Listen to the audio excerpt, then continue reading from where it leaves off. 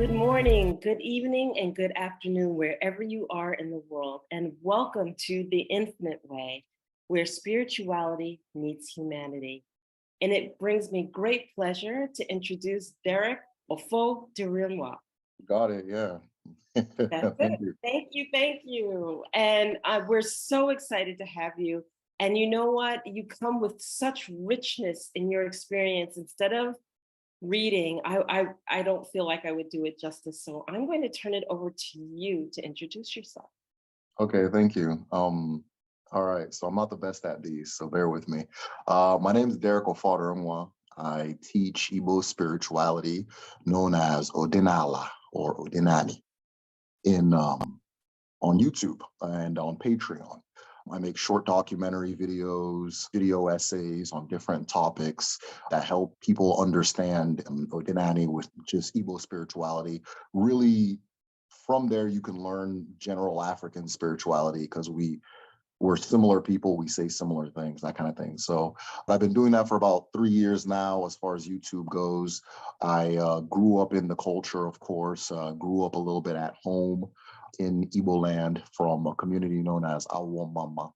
And in that community, my introduction to what I now teach to Odinani on a deep level was the fact that my father had blessed us, his children, into the Owu Society, which is a masquerade society that preserves and celebrates a lot of our traditions and so forth. So in my household growing up, it was always a celebrated thing that we were always very proud of.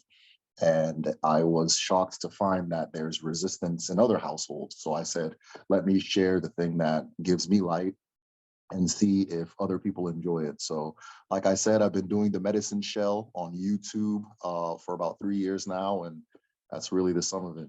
That's phenomenal. And I am so excited to have you on because it talks about needing your traditions and wanting to understand where you come from is a huge driving factor for some people in their lives.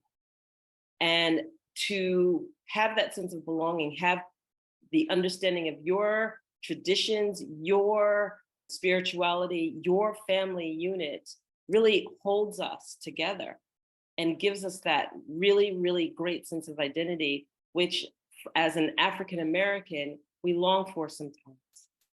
So talk to us a little bit in generalities about the Igbo traditions and really how that makes you feel. Adema, thank you very much.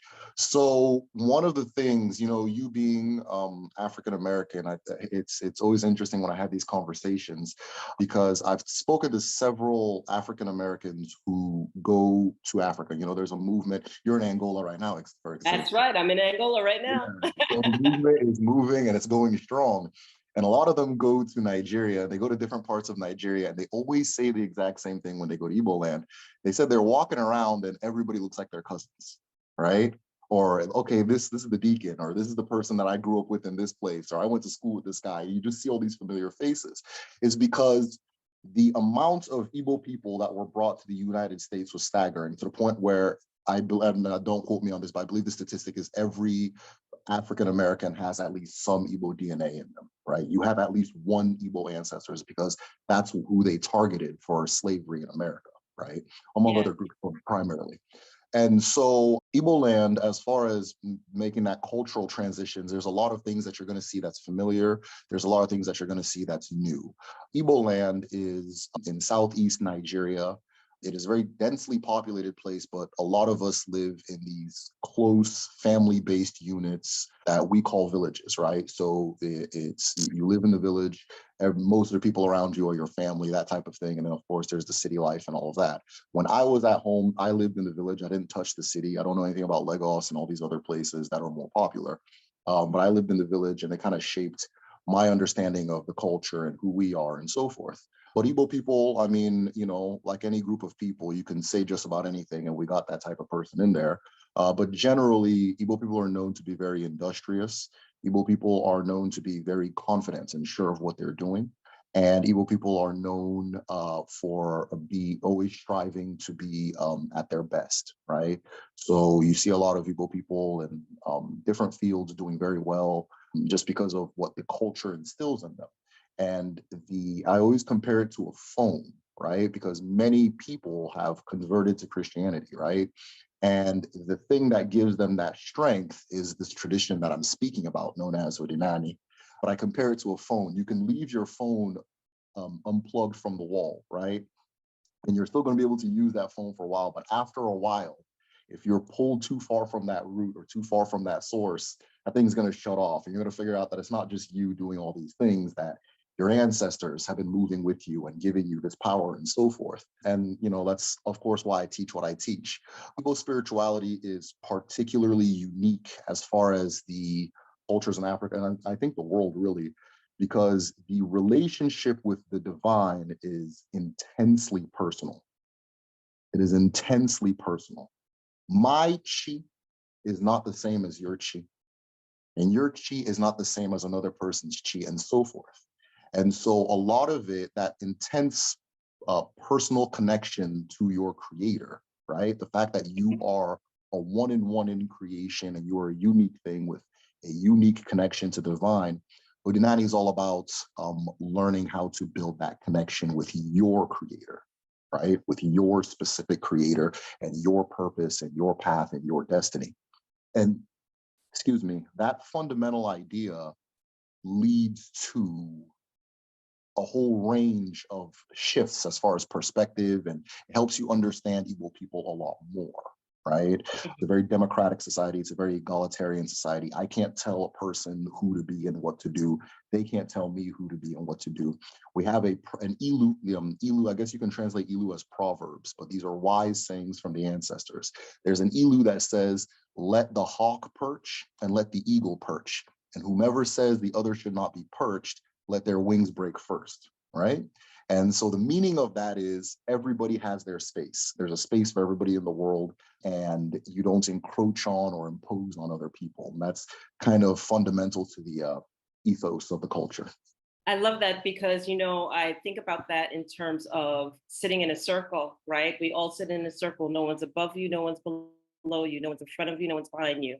We Yeah, all stand side by side with one another. We all have different viewpoints, right? So we learn to listen to one another, and not one person tells another what to do, absolutely. or how you do it. You just allow, you listen, and you hold your own point of view. There, Derick is, young man. Where were you born? Bring us back a little bit. Tell us how you grew up. Tell us how traditions were introduced to you. Cool. Yeah, so this is the part where everybody's gonna scratch their head. But I grew up in the state, I was born in the state of Nebraska, right, in the United States. One thing about Igbo people, they say that if you go somewhere and you don't see an Igbo man, run, right? The reason they say that is because we go absolutely everywhere. The most, I think I heard that when the US was bombing in Afghanistan, like an Igbo person passed away in that situation, right? So we're everywhere. There's that kind of thing. We go everywhere. It's just, I guess, in the nature. So my parents were in Nebraska. Them and their huddle of cousins were the only Black population in the entire town. Uh-huh. The town my youngest brother was born in, it was put in the newspaper that he was the first Black child born in that town. And so that's where I was born. After that, pretty soon after that, when I was about 4 years old or so, we moved back home, and we stayed there for about 4 years, maybe 5 years. I've never sat and counted it, but we stayed there for a while. And the reason I say I haven't sat and counted it, because it feels like half of my life, right? I had Right. such a wealth of experiences and things I saw and got to be a part of and things like that, that it always feels like 50% of my life was there, when it's really this little smidget. But the level of impact, that's what it feels like, right? And so I don't feel like I would do it justice counting it, but I feel like it was maybe 4-ish years, right? And so while I was at home, like I said, we lived in the village. My whole MO was playing in the sand, running into the forest, finding animals, making them pets. That, I had a little bit of I had some Mike Vick action going with some grasshoppers. I had like a grasshopper fighting league, and I had this one. This I is had this great. one that would just like decimate everybody, and he became like a celebrity, right? I can't remember the name we called him. He was really yellow, And I came to, now that I'm an adult, I realized it was a locust. It wasn't a grasshopper, right? But, that's the type of things I did. And one of the, other than my experience with Owu, which is a separate masquerade from what I'm about to describe, one of the things that really shaped who I am when I was there is that we used to have this tradition called Mwechem. And Mwechem is every fall, the children would build their own masquerades, and they would travel to different houses, and we'd go to different houses, and the masquerade would dance, and the elders would praise you and give you money and all that stuff. And so the Mwechem, they look like trying to think of something to compare it to. It's like a walking teepee, right? Just kind of a triangular type of thing made of palm branches. And so I remember that used to be my favorite part of the year. Me and my cousin Emeka, who I came to find out is reincarnated from the same person as me, so it makes perfect sense.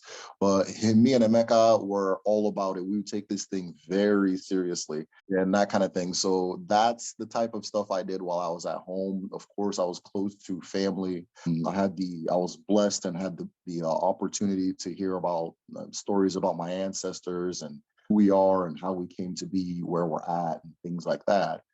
And so later in life, as I'm meeting other people, it was strange to me that there's so much stigma about everything I just said, right? Huh. Ancestors, these masquerades, these different traditions, there's so much stigma about anything that seems to come from African people. And it didn't make sense. I couldn't reconcile it. It didn't make sense. It's like you spent your whole life playing in a playground, and then you become an adult and you hear that playgrounds are evil. It's like, wait, no, I was there. It's The stories we that's not, tell ourselves, isn't it? Right? yeah. And so I've always been a big student of history, a big fan of history and so forth. And I just looked at it from that perspective and figured out what first and foremost, what's going on and how to get to be this way. Then over time, my chi guided me towards what I'm doing now, which I feel is my contribution towards shedding lights and pushing away a lot of the stigma that's holding us from ourselves. So there's so much I want to talk to you about, and it's just like I should ask him this, or I want to take the conversation this way. But you have to tell everybody what you do. It wouldn't do justice if everybody didn't understand what you do and what you bring to the table today. Okay, cool. So EBO spirituality, and it's funny we have to call it EBO spirituality now. I can explain that in a little bit, but it's really just being an EBO person. But EBO spirituality is deeply, deeply, deeply interesting to me, right? And I know that if it's interesting to me, then, if I share it with other people, they're definitely going to pick up at least something from it, right? Because it speaks to, just like, the spiritual traditions that you've been exposed to, it speaks to everybody at the end of the day, right? And so what I do is I make video essays and documentaries on different concepts in Igbo spirituality. So we have a community on Patreon. It's patreon.com/medicine show. And the patrons let me know what they want to see next. Oh, I want to see a video on, let's say, the Igbo understanding of God, the Igbo understanding of Earth. The last video I did was a video on Arubina. And this is the spirit of nature consciousness. Right? So you are a healer, if you are a doctor, if you are an inventor, anybody who was born to be an adept at understanding and working with nature for the better of nature and humanity, then this particular spirit is going to be a guide for you, right? It also, it goes even further than that, but it also goes into the idea that the same way I have a consciousness, different elements, all elements of nature have their own consciousness, right? There's a consciousness within them, the trees and the streams and stones and things like that. And part of that is part of our connecting to Arubinagun, being able to connect to the consciousness beyond humanity, right? And so that was the last video I did. And then, in the video, I'll mention some things that people are like, oh, wait, you said this, I want to hear about that now. I want to hear about that now. So it's kind of like this democratic free fall situation where people let me know what they want to hear. I make a video about it and so forth. But yeah, that's what I do. And I highlight these different topics. So every now and then I'll make a documentary about something very specific. So I did a documentary on the Osu, system in Igbo culture. We have this thing called the Osu system, or the Osu caste system, they call it, and how it came to be what it is, and so on and so forth, and kind of debunking a lot of misunderstandings about it. Another one I did was the history of high life music, right? So high life music is a form of music that formed really in Ghana, and then it spread into Nigeria, and then somehow, some way, it just became known as a specifically Igbo type of music. So I Okay. traced that, and there's a lot of history and a lot of things that go in. It goes all the way back to fighting the British, to all these different things. And so I was like, okay, this can't just be a video; it has to be a documentary. So sometimes I do Has to be a documentaries. doc. Yeah, sometimes I do video essays and things like that. And then, of course, I have conversations like the one I'm having with you right now. So yeah. It's absolutely wonderful. So you have to tell us the history of the Igbo tribe. Okay, cool. Yeah, for sure. Oh, there's a lot to be said. I don't even know where to You begin. know there is. That's pretty broad ask, but I'm going to ask it anyway. Okay, yeah. All right. All right. So the quiz is on. Let's go. So the earliest evidence of human life in West Africa is found in Igbo land. And Mhm. this is found in a region known as it's like a triangle between Okigwe, Ugwele, and Uturu. These are three communities or but it's the same general area, right? If you go there, it's, you won't even know when you cross from one town to the other. And in this particular area, there was a finding of several spears, right? Mhm. And these Right. spears were all broken or chipped or like imperfect somehow. And there was a pile of them going back. Like, I mean, you can literally dig through them. There's so many stacked on top of each other and so forth, Right. that like the soil there is just spears. It's man-made spears.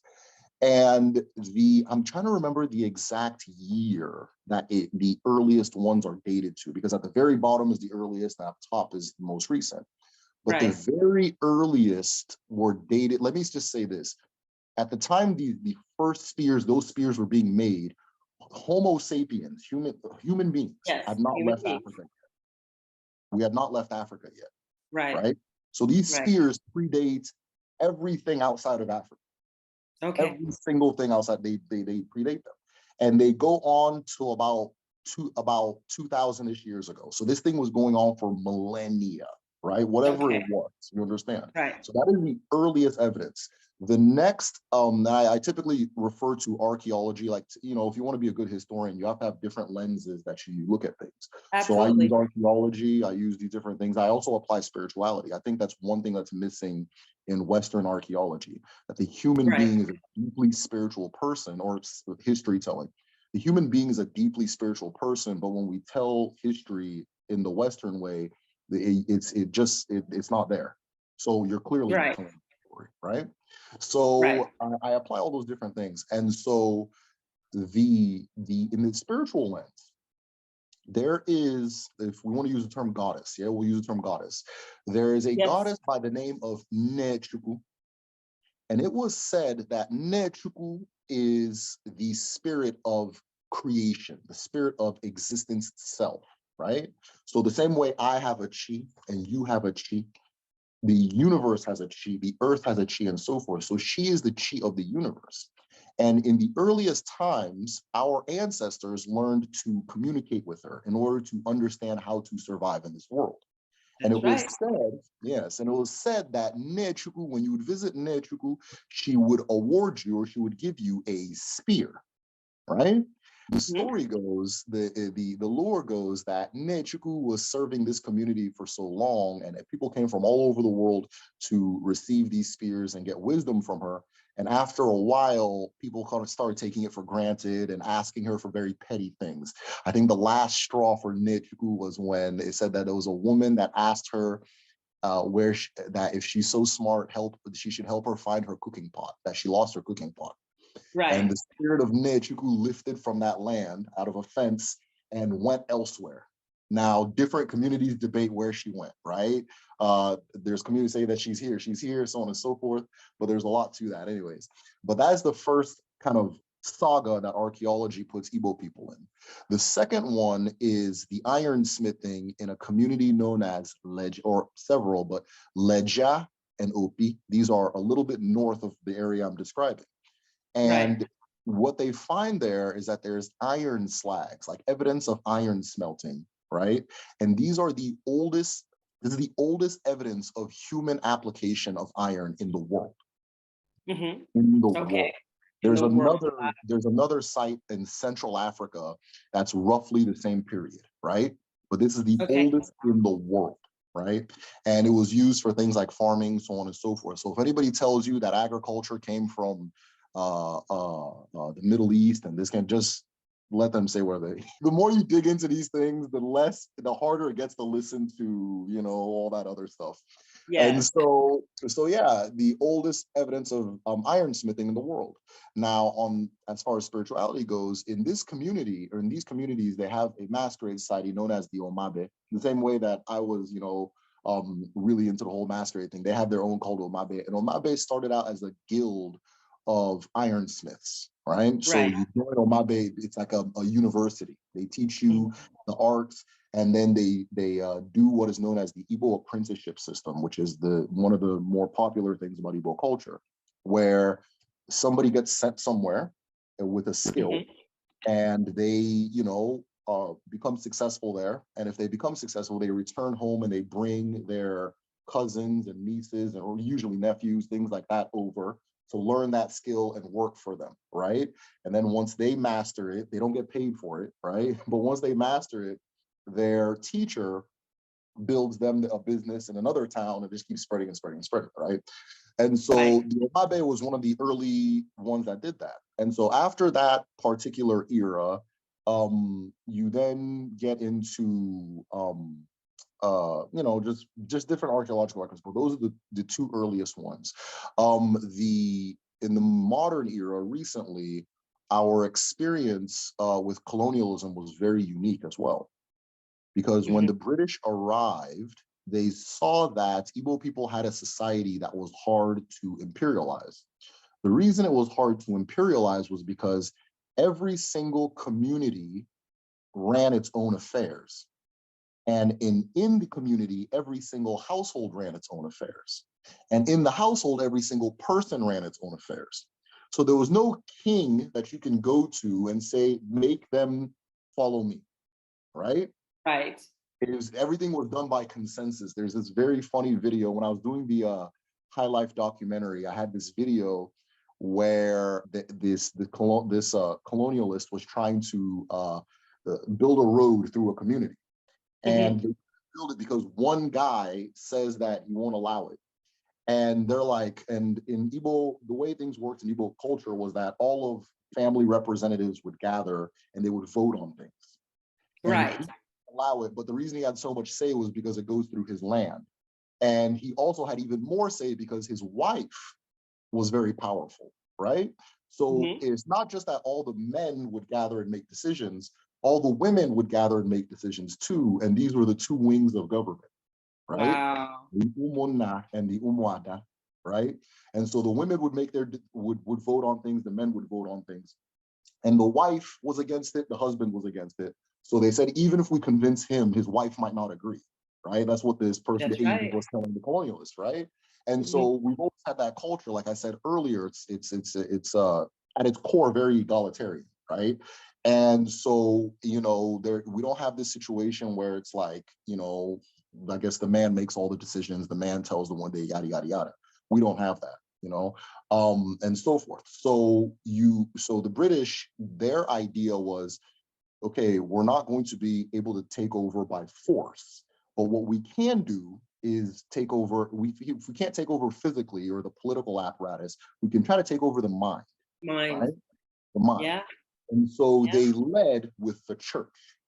In other places, they led with the gun and the cannon, but here they led with the church. All right, look, the church is coming. They're going to teach your kids how to do this and that, and they can wear these fancy Western clothes and so on and so forth, and yada, yada, yada. Now, after they indoctrinate enough children, those children become the adults that they then impose on everybody, right? Right. That kind of Right. thing. So it was a gradual process. It was primarily done with religion and the church and so forth, which is why a lot of what I talk about has so much stigma against it, because that was exactly what was targeted. That was exactly the Exactly. obstacle. Yeah, that kind That of thing. mindset lives today heavily. Yeah, yeah. So, and you know, you're in Angola, and I know the history of colonialism in Angola was even different from that. Of course, a lot of parallels, right? But even A different lot of from that. parallels. Yeah. So, And led um, by gun. and They led by led by gun. gun. Yeah, yeah. They led by gun. Yeah. Initially, they tried. So there was two communities that they thought was the capital of Igbo land. They attacked Arochukwu, and they saw that their neighbors didn't even flinch. There's like, I don't know why you guys did that, but all right, that's them, you know? And they, okay, we'll go to a place called Nri and we'll attack them. Maybe this is the capital. Maybe this is the one in charge. And they did it, Right. and still nothing capitulated. And so they said, okay, we're going to have to do this piece by piece by piece, person by person by person, because everybody makes their own decisions and so forth. So, but they've tried their hardest to get rid of that ethos. The Nigerian independence movement, funny enough, the first thing that sparked the Nigerian independence movement was a riot. I'll call it a riot proudly, right? We call it the Aba Women's War. And what happened was the British were getting annoyed that they have to go to both the men and the women. And the women. Yeah, right? Love it. Yeah, so they were getting very annoyed by that. So what they decided to do was they had this crop of people who were, they had educated, things like that. They wanted to start imposing taxes during the Great Depression. See what happened during the Great Depression, they tell you, oh, how did they get out of the Great Depression? And you hear all these stories, oh, they passed this policy. No, they try to extract their colonies until they dug themselves out of whatever they did, that type of thing, right? They extracted India, they extracted Africa, and then they got to a point where they weren't in the Depression anymore, in the World War and all that. So the Great Depression happened, and they started increasing the taxing going on in throughout Africa. And one of the things in Igbo culture is that you can't tax women. It's a taboo. Women don't pay taxes. Women also control the markets, so you really can't tax anyone. But that's a whole other thing. You couldn't tax the women. And so they passed a policy that everybody's going to get taxed, and people resisted. And they said, okay, fine, not everybody's going to get taxed, but we're going to have a census, wink, wink. And so one of the census officers approached this woman and said, I'm here to count, what did he say? I'm here to count your belongings. And the woman responded to him, this is all history, have you counted your mother's belongings? As an insult, right? And so then the man slaps the woman. The colonial agent, who was an Igbo guy, slaps the woman. And the woman goes to the Umwada. Now, there's a saying we have at home that says, if you don't fear anything, fear Umwada.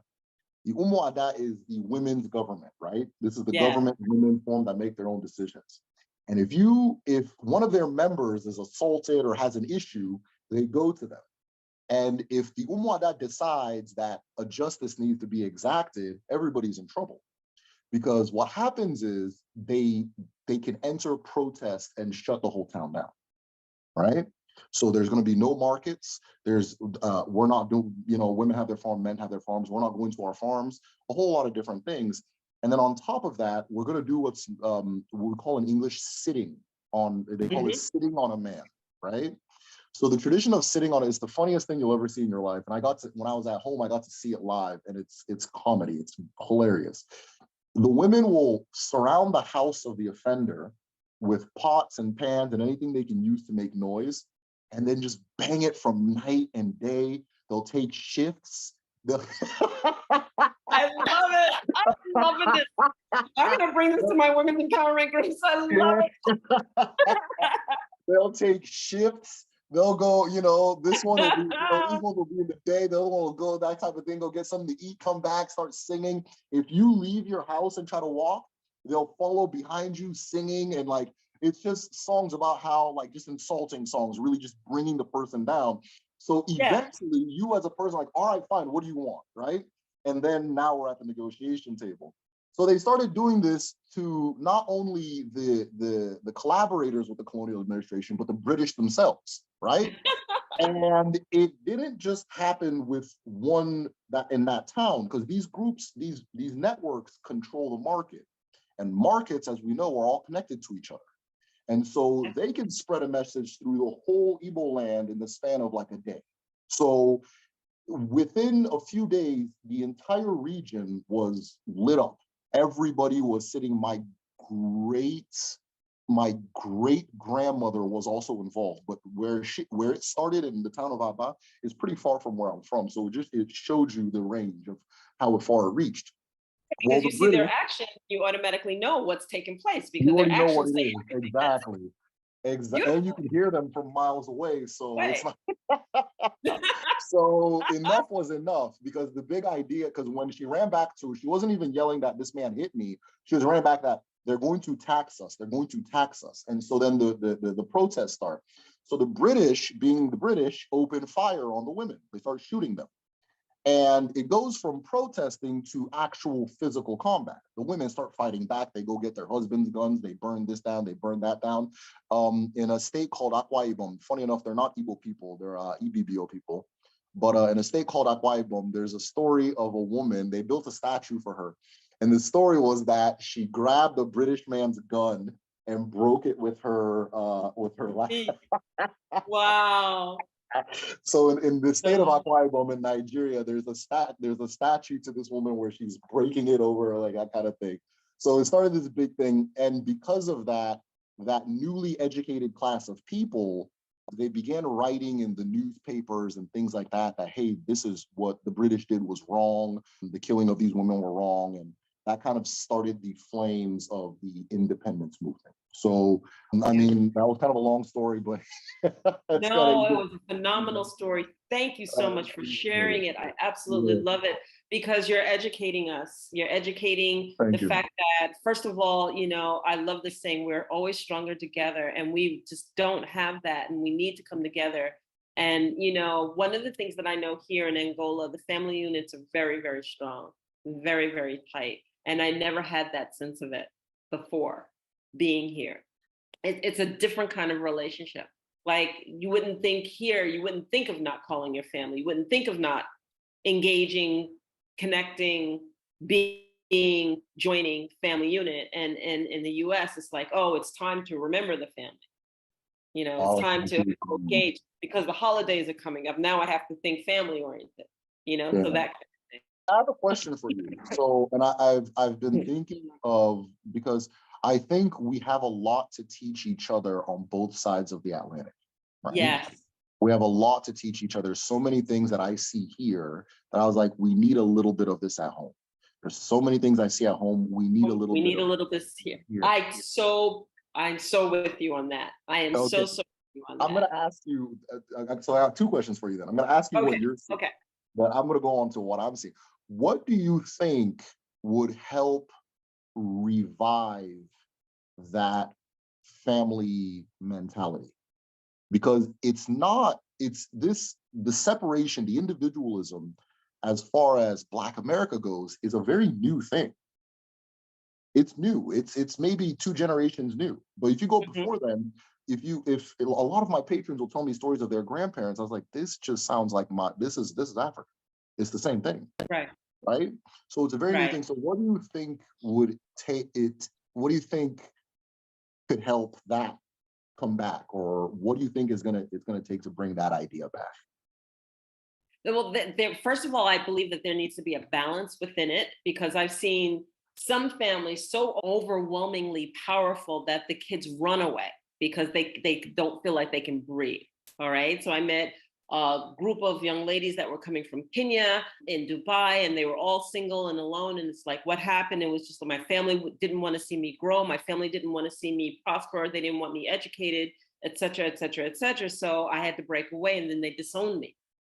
And so now I'm here. I have to chase my dream, and I have to make it come true because I don't have the family unit to go back from. So there, in that respect, the family was so close and so much. It was almost suffocating. And then I go back and I look at the United States, and we push our kids out at 18. We're like, okay, that's it. You got your food, you got your clothes and everything. It's time for you to go do your thing. Let's go. You got out the house. You know, how long you're still here? You're 21 years old and you're still in the house. What's going on? Get out. You got to go do your own thing.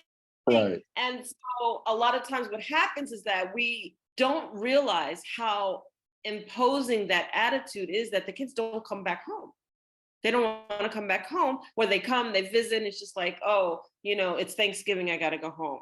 Oh, it's Christmas, I got to go home. But it's not that, you know, I just want to enjoy being there. Now, I'm saying this for African Americans born in the West. I'm not saying this for transplants, because that transplant of Africans who live in Africa and then come over to the West, they still have that family unit intact, from what I've observed. So I really do believe that we need to see it and observe it and engage it and feel it and understand what it feels like to be supported, and understand what it feels like to have an elder that is 2 generations older than you living with you and not displaced because, oh, she's getting old and I don't want to take care of her and it's time for her to go to their old age home. You know, I mean, even when, you know, I've observed the 92-year-old mother still with the family and the 101-year-old mother or father still with the family, being well taken care of and well respected and loved there. And I don't see that at home. And I think that when you encounter it, when you engage it, when you feel it and you taste, touch, smell, and understand that it can happen, that generations can live together if they choose to, and that everyone can get along, and there's a beautiful balance, and there's a beautiful synergy, and there's a beautiful support, that it can work, you know. But if we don't feel it, taste it, touch it, smell it, we just hear about it and we just go, that sounds nice, but I don't know, you know. And I think that there's a lot to learn from that, because even with the pandemic, right, everybody was confined to home, and it's like, well, all of a sudden I have to be with my kids, and my kids are driving me nuts, and I want to get and that's what we heard. We didn't hear like, oh, this was great, we got to spend time together, we could read together, we could this, that. We've forgotten how to do things with one another. We've forgotten how to work as a family unit in terms of the things that we learn, the things that we grow from, because everyone always has their separate lives, even the little kids. And the little kids come in and they are basically, you know, they have their school, they have their homework. Go do your homework. Go do what you got to do. And then, okay, I'll check in and we'll see if it's there, blah, blah, blah. Not a sit down. It's like, it's story time. And it's time to be with the eldest. And it's time to listen. And it's time to focus on the family unit.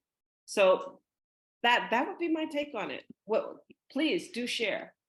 Man, that's profound. I think that you said a lot of what I was going to say anyway. So I think my answer is going to be short, but we'll see. One of the things too is that American culture has this thing where you always have to feel good and things always have to serve you. And once you don't feel good and something doesn't serve you, there's a problem, right? And that's not life. That life doesn't work that way, right? And family doesn't work that way. There's an Ilu, a proverb that says, family is arthritis, right? It hurts, but you just got to carry it around with you. It's just what it is. It's part of life. You're getting old, that kind of thing. There's an experience I used to have when I was at home, where I have an uncle who we would say he's schizophrenic here in the West, right? So he has schizophrenia. And what he does is he wakes up, he walks around all day, and may or may not come home, that kind of thing. But as a family, we take turns bathing, right? I haven't had a turn yet. I was always a little kid, but it was always my uncles and things like that. We all take turns bathing him. And one of the things that always strikes me, and that I hope that I'm translating over to my children and so forth, is that nobody saw it as a burden, or nobody saw it as something you had to do. It's just that it was almost like, I always say that as far as Odinani goes, if you think about a book, in America, everybody is a book, right? Each person is a book, but in Africa, we're all pages in a book, right? So here I am, but there's something that came before me. And you have to understand that thing. I have to understand, not even anybody else. I have to understand that thing that came before me so that the things on my page make sense. And so that I know what's coming next, right? And so if my uncle isn't bathing, it feels like I'm not bathing. So me bathing him is the same thing as me bathing myself, right? Mm-hmm. And that's Mm-hmm. kind of the mentality of it. If I remember, is the funniest thing that ever happened. I have my two younger brothers. It's funny because me and my sister are we're very outwardly cultural, right? We're very outwardly cultural. My younger brothers are not as outwardly cultural, but it's in their bone marrow, right? Like they're very. Right. So the brother immediately younger than me, he was about maybe, I don't know, maybe let's say 12. And my other brother was in kindergarten. I'm probably mixing up or like not getting the ages right. But he was in not kindergarten, sorry, like first, second grade. And I remember he got his report card back and he failed PE, failed physical education PE. And like Yeah. I said, it's in this other one's bone marrow, right? And so, those are the two that are going to be like, oh, why can't we do this? They're going to be the ones that kind of question it. But when it's time to something happens, they're going to respond very African, right? And so the younger brother, younger than me, was so angry that his younger brother failed PE. He couldn't handle it. Like it was driving him crazy. And so, and I say that to say this, it wasn't that his younger brother failed. It was like he did, Right. right? He's like, Right. you understand? So he's Yeah. now invested into the success of this person because we're the same thing. We're different leaves on a single tree. If this Mm-hmm. tree falls, we're all falling, right? If this That's one, right. once this one starts changing color, the rest of them are going to start changing. That kind of thing, right? But I think one of the things that hinder that, as far as America goes, is there's a mentality that things always have to feel good, be good, serve you. And Right. if it doesn't feel good, doesn't serve you, then whatever, okay. I always tell people this all the time. This is my most controversial take so far on the medicine show. And, because there's, people want to connect to their ancestors. And I always tell them, you cannot connect to your ancestors if you're neglecting your parents, right? Your ancestors aren't like fictitious beings that float around and do No, they're magic. not. Right. Absolutely. These are real people, right? These are 100%. There's no such thing as I don't believe in ancestors. I believe. Okay, if you don't believe, you're just ignorant. People came before you. They gave birth to you. That's It's just right. right? And so your parents are included in that, right? Even if they're toxic or negative, or so all these different whatever they are, all those different They things, are you're who they that are. too. Yes. They are who they are, and you're that too. It's in you too, It's right? in you too. And when it pops out, you're gonna need love, and you're gonna need understanding, and you're gonna need patience, right? That kind of thing. And so that thing that happens, I always tell them that even if the relationship is not strong, even if it is not there has to be first and foremost forgiveness, right? And then That's second, right. understanding, That's right? right. Now, Yeah. when I say this, there are varying levels of trauma, right? It's not that you just accept people blindly. There's if this person is a detriment to my health and safety, then okay, we're talking about a different thing. You're not a father Right. anymore, right? Correct. Right. We have a proverb at home that says, okay, so for the background, it's the first son that pays for the funeral of the parents, right? The first son of the family pays for the funeral of the parents. But there's an ilu that says, if the first son is not able, let his sister do it. And that means that sometimes, right, even though this is how it's supposed to be, if it's not registering that way, we have to do something else. So again, if this parent is a detriment to your life, well-being, that kind of thing on a very real level, right? There are, again, varying scales of trauma. I can't speak to everybody's story. Then okay, That's right. this Yeah. person's no longer a father. This person's not even playing the role of so Mm-hmm. I can't pretend this is the father. I can't pretend this is the mother. But even at that, you understand, you have to, there's at least have an understanding. And with that Yes. understanding, it comes with, you know what? 9 out of 10 things this person's going to do is going to annoy me, but it doesn't matter. We're the same thing. If my finger annoyed me, I wouldn't cut it off. Right? That kind of. Exactly. So that's just kind Exactly. of my take on it. But I don't know how much sense that makes to somebody outside of my own head. So. Yeah, yeah. So I want to switch gears on you. One of the questions I want to talk to you about is let's talk about spirituality a little bit. The Okay. spirituality of as the entrance point, how were you taught and kind of what were you taught? So for example, you kind of glossed over the fact that the spirit of nature, okay, and that everything has consciousness in it. Well, for me, I mean, I read a whole lot into that, but our audience may that they'll gloss over their heads, right? So I understand, like, for example, wherever I go, wherever I am in the world, I greet the water. I greet the water recognizes Mm, me. I yeah, sing to the water acknowledges me. All right. same. It's my own personal connection, my own spiritual connection to the water. And wherever I am, it recognizes me. Now, I can talk to you about what I recognize as the signs for it recognizing me. And that's between me and the water, okay? Me and the ocean, or me and the lake that I'm engaged with, right? But I have this relationship with water. I have a relationship with earth. I have a relationship with air. I have a relationship with fire, right? So and that's just to kind of set the stage for those who are listening in, okay? So talk to us a little bit about the engagement and the learning of acknowledging what is personal and energetic and close to you. For sure. Yeah. So I'm glad you said what you said, because your example is like it shows that it's not about belief, it's about experience. Right. So you're not telling me you believe that the water acknowledges you. That is your experience. You understand? Yes. And that is the core of, if you're talking about African spirituality, I think that's what's going on. Right? That's the core. As specifically as far as how I came to learn what I learned, it's always been around me, but I wasn't aware it was around me because it's very subtle, right? Yes. The thing is very subtle. As you see me now, a lot of people dismiss what I'm saying because I always show up in like like my regular everyday clothes. I'm not doing the whole whatever, that kind of thing. So like, okay, well, maybe there's somebody he's learning it from, that kind of thing. But when I was at home, I knew devias and they dressed like me. And they, sometimes, I mean, it wasn't, it I get wasn't the like it was, same thing. So yes, I yeah, get yeah, it. everything was very subtle. Everything was very subtle, but it was there. It wasn't until I sat down and started thinking about that I realized, oh, that's why they do that. Oh, that's why that is, that kind of thing. So the first place I learned was from experience, right? Which is a benefit I have that most people don't have, right?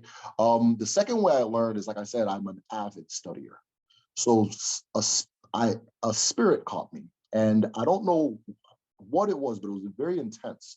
And I mean, I've been reading my entire life, but I just started just devouring anything that pertained to Igbo spirituality, right? Anything I could find, which was originally my first issue I had was it was very difficult to find things. Let's call it 5 years ago. It was very difficult to find anything. You'd have to piece together that kind of thing. It's easier to learn Yoruba spirituality because it survived so well in the West that people wrote books and put it together. And you can go to Cuba and all that stuff, or whatever. But it's a lot Right, harder for Igbo, right? And so, because by the time they started bringing Igbo slaves, they had banned you can't do anything African once you land here, right. right? Nothing. Whereas Yes. the early first groups that they brought, they didn't care. In their eyes, you're going to die anyway. It doesn't matter, right? But Right. afterwards, like, wait, let's keep them around a little bit. Get our money's worth, but you can't do none of that African stuff. Plus, they were seeing that it was the source of all the rebellions, and that's where they're getting their strength to rebel and run away and protest and read the stars and that kind of thing. So that kind of thing. So the second place, so that's the second thing I read, and I told myself what I'm going to do is I'm going to build a collection. Right. So I'm going to gather every single thing I can. I sign up for all of the websites that have like articles and books and things like that. Like I bought the Gist store, whatever it's called, account. I bought this, I bought that. And I just collected every single thing I could and I put it together in a library, right? And organized the whole library. In fact, I make that library available to all my patrons, right? So if maybe you hear something in a video, you want to know a little bit more about it, you can just go into it and read it on your own and so on and so forth. And then also so people know that I'm not just making this stuff up. So, so I put it together in a library, right? And I would read that library. I would read several books, and then I had friends around me. So around that time, I had a very good friend. My sister saw my interest. She's like, "Hey, I know this guy in this group that he's really into the same stuff." And he was doing a website called the EBO Cyber Shrine. His name is Nwamazi Onyemobi Anyiwo. Anyiwo, sorry. and he had a website called EBO Cyber Shrine. So I start reading from there, and I'm just collecting all these different things. I'm meeting people who are devias. They're teaching me what they know. I'm asking them questions. I'm having these conversations. And then my first instinct was, okay, well, my EBO isn't the best. I have a very strong American, they call it American accent. So my EBO wasn't the Right. best. I wanted to have somebody else do the speaking for me. Everybody's like, yeah, no, I'm good. I'm like, no, I typed this thing. It got all the stuff in there. Trust me. They're like, oh, no, that kind of thing. Oh, yeah, sure, maybe sometimes. So eventually I was like, you know what? I had a dream actually, which maybe we'll talk about next time.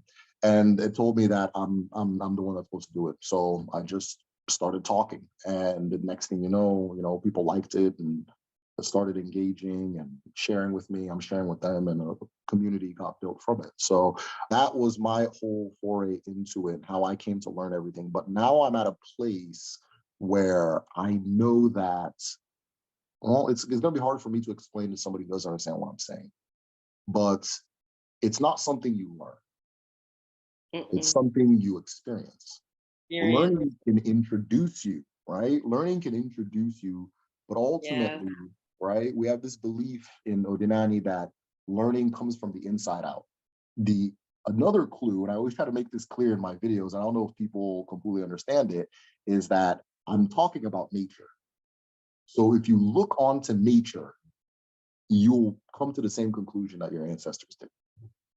You're describing the sky in 2003, and your ancestors describing the sky in 12 BC. You guys are going to say the same thing, right? And that's why you see throughout Africa, a lot of these traditions are similar and recurring and that kind of thing. We're talking about the same thing, which is just experience outside and then what's within.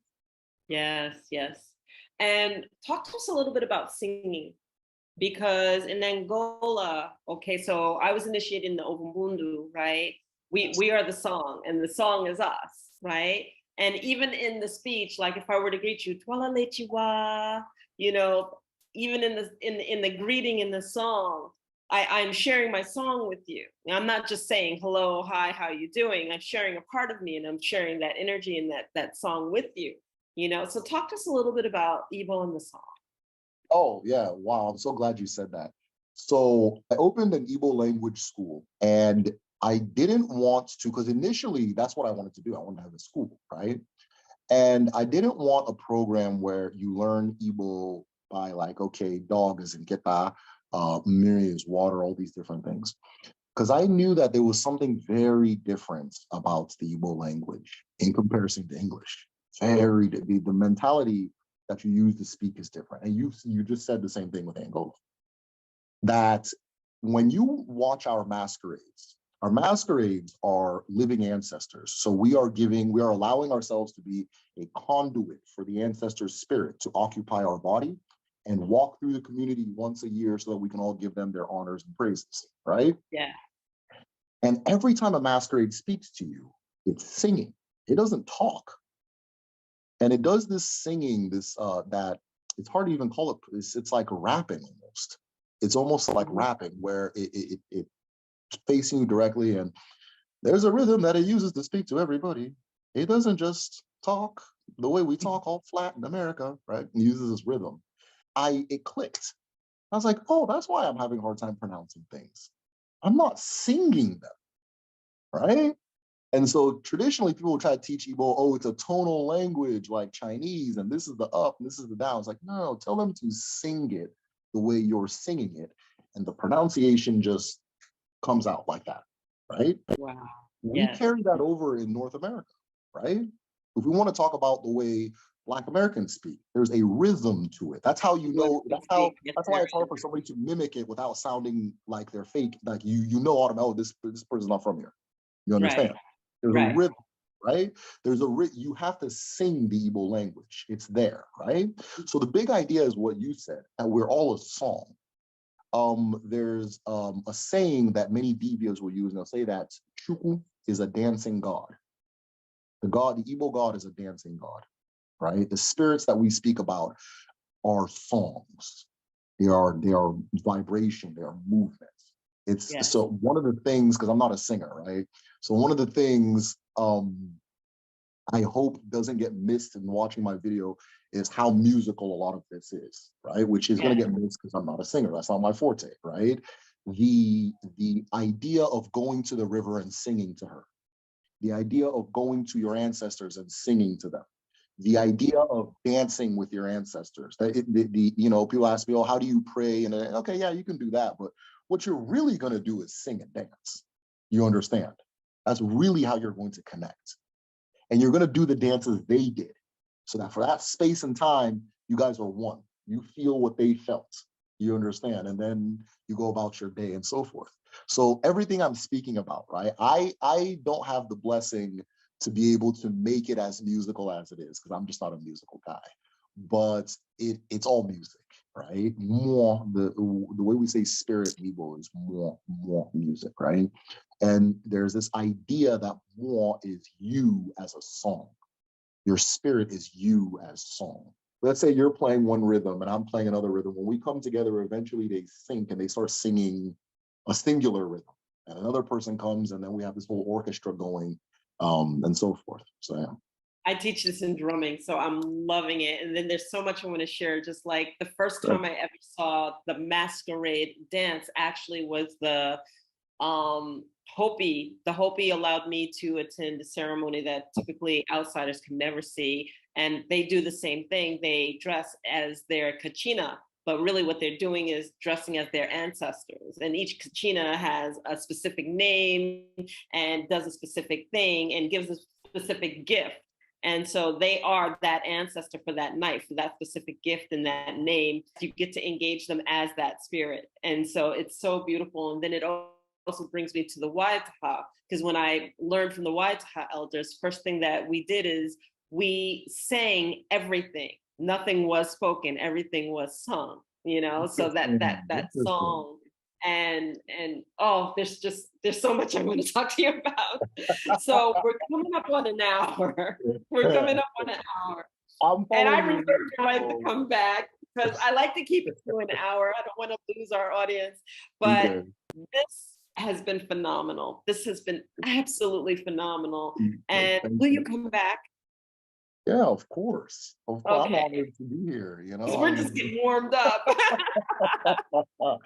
No, I'm a big appreciator of your work. I'm glad that I was introduced to you and got a chance to take a look at everything you're doing, because you are blessed and you are guided, and it's very obvious to me, at least, and I think others can see it too. So thank you so much for having me. Thank you. It's a big honor. And I just want you to know it's been an honor to have you. It'll be an honor to have you back. Is there any last words you want to share with the audience?